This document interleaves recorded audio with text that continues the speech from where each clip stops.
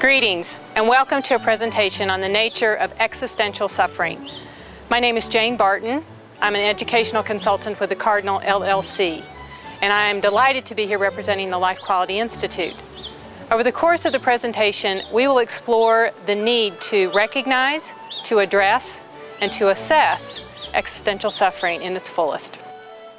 Life Quality Institute is committed to advancing the understanding and quality of palliative care. And this organization does this through educating the public and healthcare professionals in a variety of topics. And certainly, this is a topic of great importance. Now, palliative care may be an area of healthcare that you are unfamiliar with or may be somewhat confused by. So let's talk about a definition so you understand where we are starting from. Palliative care improves the quality of life for patients and their families with advanced illness or life-threatening injury. Palliative care prevents and relieves suffering through early identification, thorough assessment, and expert treatment of pain and other challenges, whether they are physical, psychosocial, or spiritual. So this is where the commitment of Life Quality Institute comes into play. A mandate in palliative care is to address suffering at all levels, physical, emotional, and spiritual. And as you will see over the course of this discussion, existential suffering is inextricably linked to spiritual suffering, and we will describe how that happens. So our learning objectives will include, first and foremost, to define existentialism, and from that perspective move into existential suffering. We will examine the function of spirituality, and by doing so, we will then make the connection between spirituality and existentialism. We will review assessment tools if you are a healthcare provider or if you are a family member or friend, to have these tools at hand to help you discern what is going on with a loved one. Where is the source of this suffering? And then ultimately, we need to highlight the need to appropriately assess this type of soul pain and ultimately to address it in beneficial and meaningful ways. Now, the challenge for healthcare providers today, among so many other challenges, is to recognize, assess, and address existential suffering.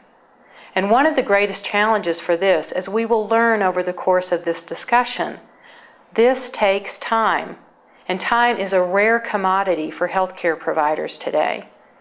And my fear is that far too often, many of the symptoms of existential suffering mimic the symptoms of suffering associated with physical pain. And that type of suffering is adequately and appropriately treated with sedatives or painkillers. However, existential suffering does not respond to that type of treatment. Certainly we can mute and we can mask the symptoms, but we don't get to the source of that type of soul pain with drugs. It takes more of a relational intervention, a listening ear, a caring heart, and someone who is able to recognize this type of pain. Before we can address this type of suffering, though, we need to understand the philosophy of existentialism. Now, this is a way to view life. It's a lens through which we look at life. We bring things into focus and we gain clarity and understanding. It is a philosophy concerned with finding self and the meaning of life through free will, choice, and personal responsibility. The belief is that people are searching to find out who and what they are throughout life as they make choices based on their experiences, their beliefs, and their outlook. So existentialism looks at the big questions of life. Who am I? What am I about? The questions are as daunting as what is the meaning of life? What is the meaning of death? How do I respond to the challenges that I come across over the course of a lifetime? What is my responsibility to respond? And also questions about relationships. Human beings, we know ourselves in relationship to one another, in relationship to our space, to our environment, and also in relationship to the divine if we are of a spiritual nature. So understanding this philosophical perspective on life, what then is the definition of existential suffering? Now, my question to you is this: how do you understand the challenges that occur in your life? Now, illness is certainly a challenge for all of us, and we all understand it differently, predicated on our foundational beliefs. Now, if you have someone in your life, or if you yourself are diagnosed with a serious illness, what is the meaning of that? Is that a repercussion for a life that has been sinful? Is it luck of the draw? Is it a biological fluke? Our understandings will determine our lived experience, our quality of life. So it's very important for us to reflect, to understand the basis for our understanding of life in general. So whether it's a philosophical perspective, spiritual, or religious, I'm not saying one is right and one is wrong. It's self-awareness. It's to understand how we make sense of our life. Well, according to Eric Cassell, in his classic book, The Nature of Suffering, he defines it in this way: it involves a perceived threat to the integrity of the self, helplessness in the face of that threat, and exhaustion of psychosocial and personal resources for coping. So basically, when we are experiencing this type of pain, this type of suffering, we feel threatened, our sense of who we are, and we're helpless to counteract that threat. All of our day-to-day methods of coping are proving to be inadequate. Our foundational beliefs are no longer sustaining us. So in very simplistic terminology, existential suffering is utterly destabilizing. Now, I'm not making light of this situation in any way, shape, or form. I merely throw in a little bit of humor because, number one, it's a great method of coping, and number two, this is an incredibly difficult concept to understand and certainly a difficult journey to make. But we need to recognize that we are destabilized by events in our life that are shocking, that are counter to what we expect. They are contradictory to what we believe to be true and right in this world. Some of the examples of this would be a devastating illness, whether it's your own or someone that you love. I've seen this so often in parents who have children who are diagnosed with a terminal illness. This is out of the natural sequence of life. It is so hard to come to terms with this. And we definitely fall into the questions of why me and why now and why my child? How do you reconcile that? Other examples that would prompt existential suffering might be natural disasters. And in the last 2 years, we have certainly had an occasion to question what in the world is going on. Look at the disaster in Haiti, the disaster in Japan caused by the earthquake and the resultant tsunami, the tornadoes that have ripped apart the southern part of the United States this year. On and on. How do you reconcile the destruction, the devastation, the death that ensues from what seems to be a meaningless type of act? It's a natural disaster. What caused this? What prompted it? Causes us to question our foundational beliefs. Now, freak accidents certainly create the same situation. 5 seconds earlier, 5 seconds later, a fatal accident would not have occurred, and yet it did. This type of undeserved loss and inexplicable suffering, this is the historic struggle of human beings.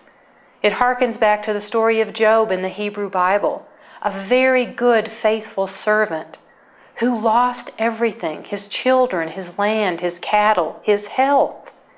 And for what? What was the source of that? What was the cause? These are the challenges in life that cause us to question everything we believe to be true. When we experience those destabilizing moments, our view of the world changes forever. Normal is no longer normal. We have to seek a new normal. We have to reinvent the world oftentimes, and our perspective will change. When our reality does not make sense, we suffer. Now, it's interesting to note there is a distinction between the terms suffering and pain, and it's important to recognize that. Again, according to Eric Cassell, suffering is an affliction of the person, not just the body. A person suffers, the mind, the body, and the spirit. We engage this as a whole being. And so it's different than if I were to strike my thumb with a hammer. That is painful. But I know that that will subside, and there's no real meaning to that other than I'm rather clumsy. But it doesn't affect my spirit. It doesn't affect my psyche. It doesn't threaten my sense of self. So some other reflections on the nature of suffering. It is uniquely defined.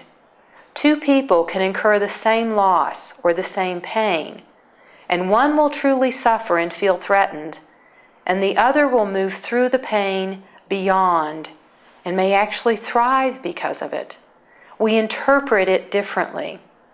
There's also a futuristic element to suffering. If I am suffering, I believe this is my reality for an undetermined amount of time, maybe forever, and that is incredibly threatening. This type of experience challenges your foundational beliefs. You are shaken to your core. Obviously, this induces anxiety. It can be destructive to relationships and to belief systems. And finally, suffering is transformational, and that can be in a positive or a negative aspect. Now, to live is to suffer, very much in the Buddhist tradition. So if your goal is to live life and never suffer, that is unrealistic. We will all incur a loss that will cause us to suffer, that will cause us to doubt, that will cause us to question our previous perspective and understanding of life. The true threat to humanity is meaningless suffering. That is the real threat. This is a type of radical suffering that threatens to dehumanize and to destroy the individual. Again, relates back to our fundamental definition of existential suffering, a threat to the self, a threat to the person. Now, I'm sure by now you are very depressed and despairing based on this presentation thus far, but I have a glimmer of hope for you. There is a way to resist radical suffering, and by doing so, you can transform the nature of suffering. Now, as we noted when we defined existentialism, meaning is critically important. We are looking at the big questions of life, the meaning of death. Now, I can't talk about this subject without referring you to a fabulous resource, a classic in the field, written by Dr. Viktor Frankl, Man's Search for Meaning. He was a psychiatrist in the 20th century, and this book reveals the story of his life and also of his journey and his struggle with being interned in the concentration camps during World War II. The book reflects his internal process of understanding the experience of suffering. And through this experience, he realized if he were able to discern meaning in the midst of the moment, that suffering ceased to be suffering. Now, that is a bold statement indeed, and I would not accept it readily from anyone without a little bit of discernment in the process. But having read his story, understanding his struggle of 3.5 years, Dr. Frankl has credibility. He also has lessons to teach to us. He reminds us that in the midst of losing everything, he retained a spiritual freedom, the freedom to choose an attitude in the midst of his loss. There is much to be learned from Dr. Frankl. He goes on to say that meaning transforms the radical, the destructive nature of suffering. And that's what we talked about in situations that are meaningless, that make no sense. These are the times that will try our souls. But Viktor Frankl echoes the sentiment of another existentialist from the 19th century, Friedrich Nietzsche, who said, "He who has a why to live can bear with almost any how." If you understand, if you have a purpose, if you have a sense of meaning, you can tolerate almost any situation. And Frankl builds on this to say the why extends beyond the particular moment of suffering to incorporate the entirety of existence. And that is what he calls the ultimate meaning, that oftentimes serves as that lure to pull us through the suffering, to move beyond that, and to engage life in a different way after we've been transformed. Now, if meaning is so incredibly important in this process of transforming our experience of suffering, how do we find meaning in life? Do we create it? Do we discern it? Do we trip over it? Do we discover it? Well, Frankl also has some advice for us in that realm as well. He says meaning is discerned in three ways. It's by what we do in this world, what we contribute. We hear this reflected in society at large. When people talk about their job, their career, they may reflect back to you to say, I do this because it means something to me. It gives me a purpose in life. We also discern meaning by what we experience, by what is done to us, by what we receive. But most importantly, according to Viktor Frankl, is how we choose to suffer.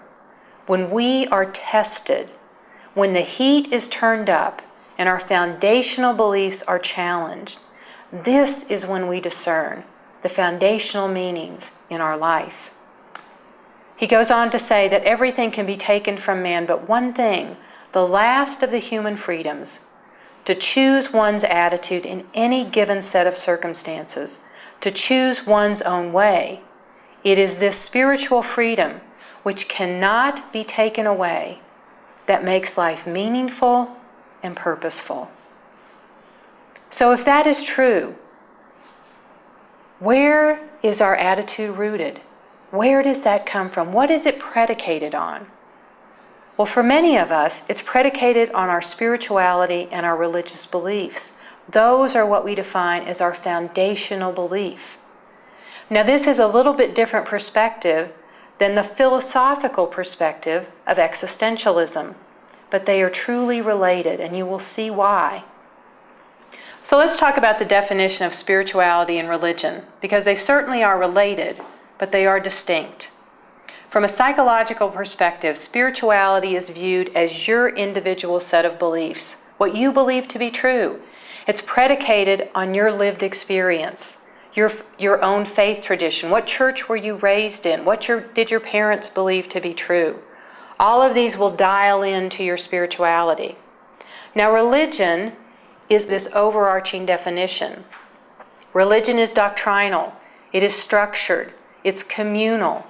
It's hierarchical. There are people that are in power. So it's organized. So you might describe yourself as religious, and by that definition, you would also be spiritual. But if you claim to be spiritual, you are not necessarily religious.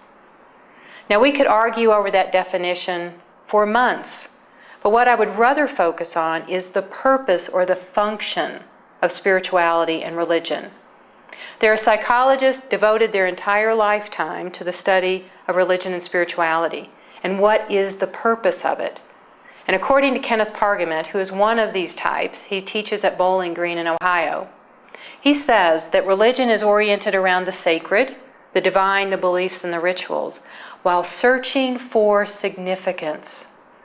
It is the purpose, it is the function of religion and spirituality to help us in understanding life, in seeking meaning. So very much in like fashion to existentialism, spirituality and religion are focused on those big questions. What is the meaning of life? What is the meaning of death? Who am I in this world in relationship to the divine and to other people? Religion and spirituality is critically important in interpreting the world. Carl Jung builds on this, another psychiatrist from the 20th century. He said, man positively needs general ideas and convictions that will give a meaning to his life and enable him to find a place for himself in the universe. He can stand the most incredible hardships when he is convinced that they make sense. Sound familiar? He who has a why to live can tolerate almost any how, can bear almost any situation. So it is the role of religion to give a meaning to the life of man. So spirituality serves as this guiding light. It helps us to unify, to integrate, and sometimes to transcend what is going on in our life. It helps us in the search for meaning and significance. So again, in very simplistic terms, to give you an image and a metaphor, spirituality is a filter through which understanding, purpose, and meaning are discovered, created, and are transformed. So you yourself create this unique filter based on your individual set of beliefs. No two filters are the same. We all believe in a very unique way. So by now you may be wondering, so what is this connection between spirituality and existential suffering? Well, I think in images. I have to have a metaphor or a model to understand complex concepts.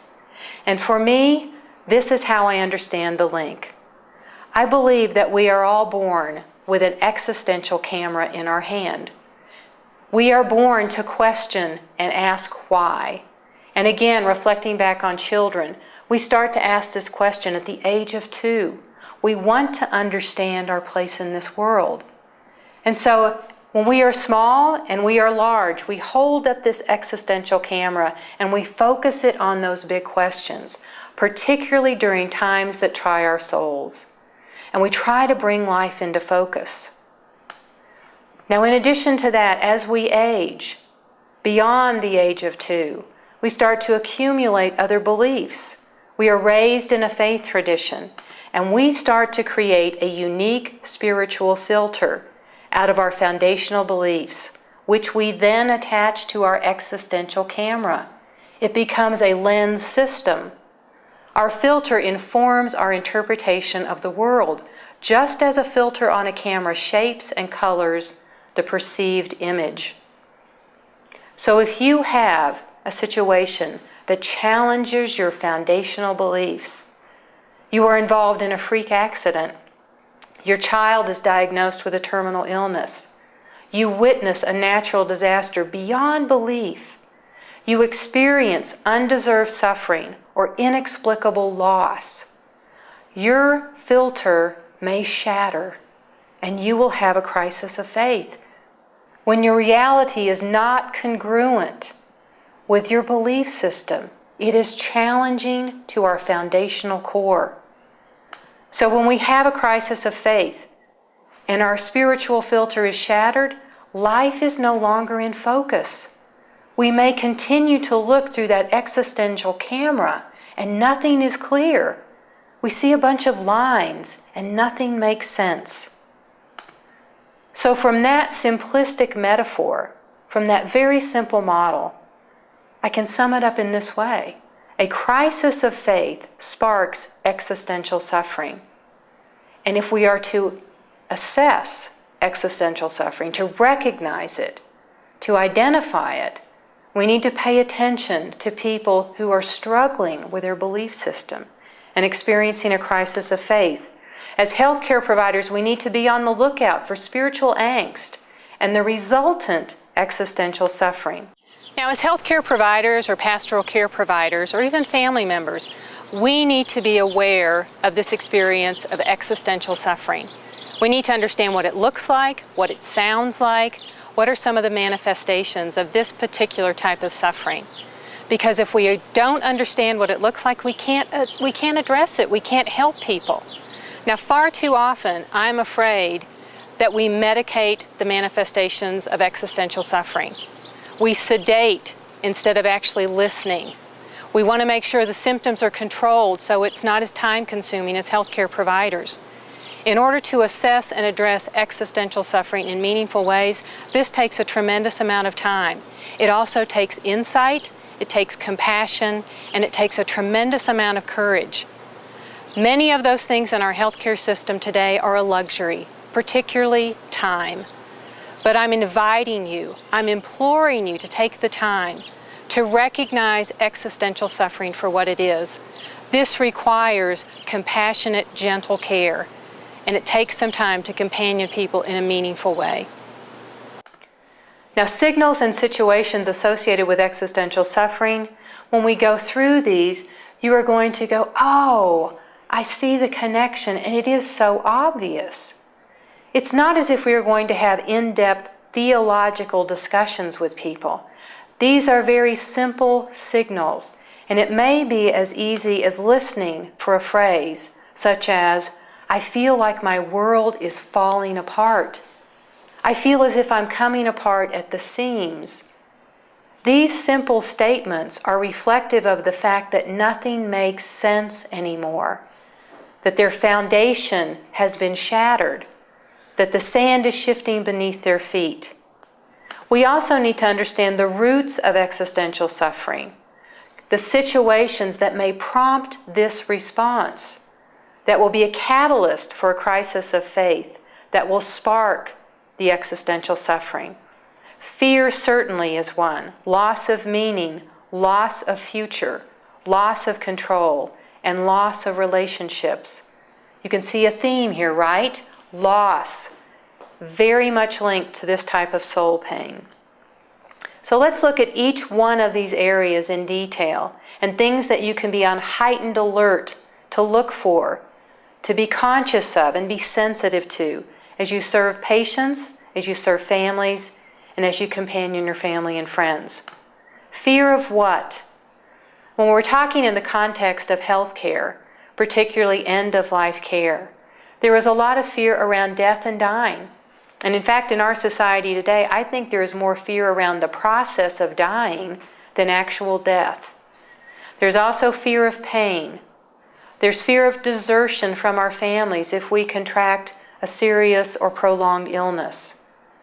Sometimes there's a fear of loss of status. If I'm diagnosed with Alzheimer's, I will no longer be respected as an educator. Maybe there's fear of loss of awareness, of consciousness, to be engaged in society and in my world. And there certainly is a fear of being a burden on our families, either financially or emotionally. And for many of us, fear of loss of dignity through this process of aging and ultimately dying. All of these can be a catalyst for a crisis of faith and subsequent soul pain.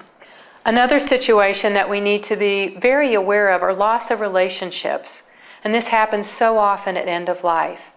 As we talked about when we defined existentialism, we know ourselves in relationship to other people and to other places. So if we outlive our family and all of our friends, who are we now? How do we know ourselves? What if we lose our faith community? I see this so often for seniors that have transitioned into a long-term care facility, maybe into a different city from their traditional church home, and they no longer can worship with their compadres, their cohorts, and it's a different experience for them. Loss of relationships also includes loss of career. Many of us will experience that either through a loss of a job or retirement. Pets figure in as a very important figure for many of us, and that would include me. I have a whole herd of critters, but pets are a significant relationship. Actually, a relationship sometimes that is discounted or overlooked. So be aware of that. And certainly loss of home. Where do we belong? What space are we comfortable in? And if I'm no longer at home, how do I know myself? Some other instances that will trigger this experience of existential suffering, loss of control. Now, I hope there are some other people listening to this program that are self-professed control queens, because I am. I love to be in control. And when I envision aging, one of the things that causes me to hyperventilate is to think that I will no longer be in charge, that I may not be able to make my own decisions, that I cannot exercise my autonomy, that I might lose mental acuity. And certainly for me, I'm a rather private person, I will lose a sense of privacy. You know, when you go into the hospital, people are floating in and out of your room at will. You absolutely have no control over this. Certainly a cause that can trigger a crisis of faith and, again, existential suffering. Now, loss of future, that can really be problematic for all of us, because when we are at the end of the journey, it's not as if you need a 5-year planner with you anymore. In fact, you may not be planning much beyond the next hour or the next day. And there may be hopes and dreams that you did not realize in this life. Or you may recognize that you will not live long enough to see your granddaughter get married, or to see the birth of your first grandson. And those will cause tremendous sorrow and perhaps suffering for some. But all of these situations we need to be aware of, we need to be sensitive to in the individual. Now, some other situations, certainly the root of all this, as we've talked about, is meaningless suffering. So if we have a situation that prompts us to doubt everything, loss of meaning is critically important, ultimately leading to a loss of self. Existential suffering threatens our understanding of who we are and what we are about. So the basic facts about existential suffering are these. It is normal, and it's important to normalize this process. It does not mitigate the pain and the suffering we experience, but it is common, and it should be expected that when our reality is not in alignment with our foundational beliefs, we are going to have some issues with that, and we will struggle. Another basic fact, as we noted early on, existential suffering is drug resistant. Now, it's also very difficult to observe and witness someone who is experiencing existential suffering. And oftentimes it's the family or even the healthcare providers that will push to have medications administered to mute or mitigate some of the symptoms. Now, what occurs then is that those who witness that particular process, we ourselves will feel better because we think the person is doing better. But have we really served that person if we have failed to go to the root of their suffering? Personally, I think not. I think we need to assess this type of suffering, and we have to do that in order to address it in a meaningful, compassionate way. And there are numerous sources to assist us in this process. Now, in the introduction to this particular presentation, I introduced the topic saying that the focus will be on recognizing this type of suffering, assessing it, and then addressing it. So we're into the portion of the program where we're talking about assessment. And it's very simple. I can give you all kinds of programs and all kinds of scripts, but what it boils down to is assessment begins with listening. And that sounds so simple. In fact, I know most healthcare providers and social service folks, you've had all kinds of training on active listening. But what I'm here to tell you, if you don't have the heart for listening, you're merely going through the motions. You have to engage your heart and your mind in order to discern and to assess existential suffering. So open your ears widely, open your heart, and be willing to take the time to companion those who are suffering. But the starting point, assessment begins with listening. Now, I know for many of us in the helping services, whether it's healthcare or social services, we've had a lot of training on active listening and effective listening. I want to take this a little bit deeper. I want to encourage you to have the heart of a listener. It will require great courage and great commitment and patience for you to companion someone who is suffering at this level. And so you have to have an open heart and an open mind to hear what people have to say and to create that safe space for them. Now, in that process, there are some spiritual assessment tools to help you. And through my simple model, as we talked about, a spiritual crisis, that shattered filter, sparks existential suffering. So the starting point for assessment is to determine, is religion, is spirituality a positive or a negative coping element for this person?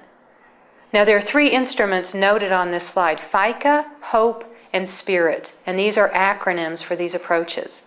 If you Google any of these particular tools online, you will find a detailed account of this process. But suffice to say, in all of these approaches, these tools recognize it's important to establish, is your spiritual belief system important to you? And if it is important, how so? Do you belong to a faith community? And is that important in your life? Do you have a religious practice that you do on a daily basis? Is that meaningful to you, and can I help you with that?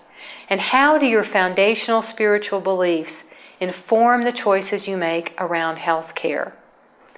Now, all of these I would invite you to review and process, because if nothing else, they provide you wonderful open-ended questions that you can add to your back pocket. So when you're talking to someone who is suffering, they may bubble up and it will prompt a conversation, and you can sit back and listen well. But throughout this process of assessment, you will soon determine, is religion, is the spiritual belief system of this person, is it sustaining? Or has their spiritual filter been shattered, and it is now a negative element in the coping for this particular person? Once you identify that, you can move forward step by step, and you start to complete the assessment process to move into addressing. If the spiritual filter has been shattered, you are the companion to help pick up those pieces, to help someone re-image the divine, to establish a new and perhaps deeper relationship with what they believe to be true. Now, this will require patience, it will require time, it requires expertise on your part, and it will require a tremendous amount of courage. But I encourage you, do not shy away from this challenge. Do not shy away from this opportunity. We are called to companion people. Now, ultimately, over the course of a lifetime, we are called to companion each other. We are called to serve. Now, in doing so, we have to recognize that we don't need to take on too much responsibility and think we have to provide answers for other people. I think far too often, many of us who have compassionate hearts and we are caregivers by nature, we think we have to have the answer. We want to fix whatever is wrong with the person. Well, for many people, particularly when we're dealing with a terminal illness, that's not a fixable situation. People need to find their own answers, their own understanding, and search within for the meaning. So our job is to companion. It's to be present, to reflect back and support people that are desperately searching for answers. And ultimately, we're all called to companion. So in conclusion, I would like to thank you for your time and attention today. If you have any questions or comments, I would encourage you to review the website, lifequalityinstitute.org. There are some fabulous resources available to you. Contact them directly at 303-398-6326 or by email as well. I certainly appreciate having shared this time with you. I wish you well in your journeys, and I wish you many blessings.